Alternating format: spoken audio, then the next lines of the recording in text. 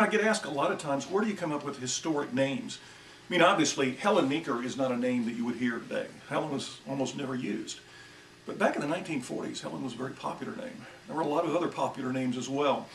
And I find the best source for me to dig into what names were being used is to go to movies in the 1930s and 40s.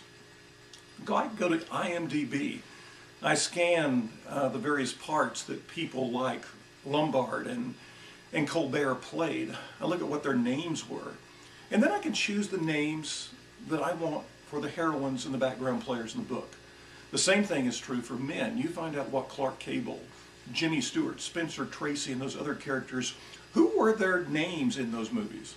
And you get an opportunity to use those names as well. For background characters, I try to use names that are familiar to me, something I can remember, because if somebody's only going to be in a chapter or two and then is not going to appear again, I want something that I can easily remember.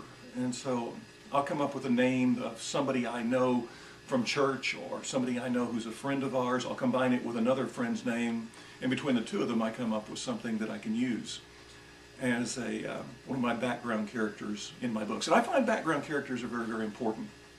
I like them because to me they represent an opportunity to delve into somebody who the lead characters can bounce off of. So I try to develop my background characters probably a little more than a lot of authors do.